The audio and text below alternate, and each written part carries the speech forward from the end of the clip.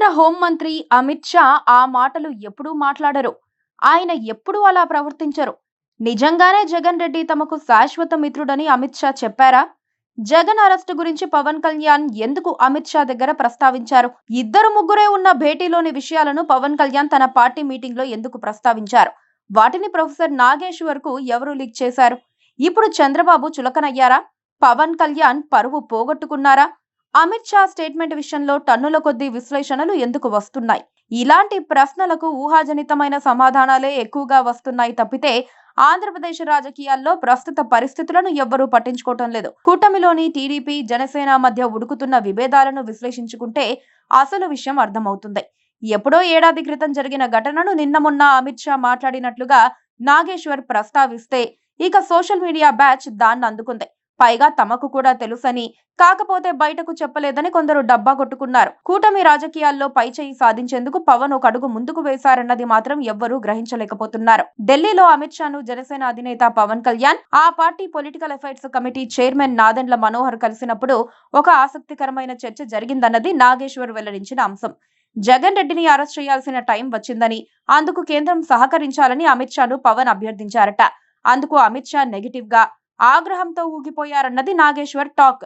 రాజకీయాల్లో తాత్కాలిక మిత్రులు, శాశ్వత మిత్రులు ఉంటారని, టీడీపీ తమకు తాత్కాలిక మిత్రుడని, జగన్ శాశ్వత మిత్రుడని అమిత్ షా చెప్పినట్లుగా నాగేశ్వర్ ప్రచారం చేస్తున్నారు.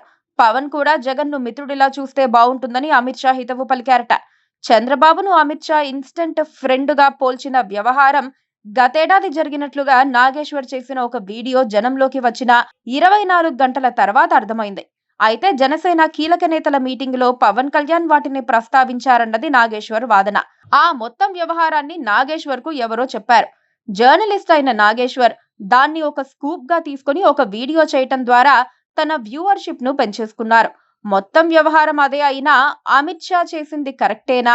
నాగేశ్వర్ కు ఆ సమాచారాన్ని ఎవరు లీక్ చేశారన్నది ఇప్పుడు అసలు ప్రశ్న.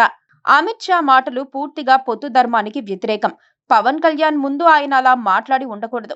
నిజంగా ఆయన అలా మాట్లాడి ఉంటే మాత్రం చంద్రబాబును కరివేపాకుగా వాడి వదిలేసేందుకు బీజేపీ సిద్ధంగా ఉందని అనుకోవాల్సి ఉంటుంది. మరో ఆసక్తికరమైన విషయం ఏంటంటే, ఏడాది క్రితం జరిగిన ఒక క్లోజ్ డోర్ చర్చను పవన్ కళ్యాణ్ స్వయంగా లీక్ చేశారని ఒక వర్గం అంటోంది.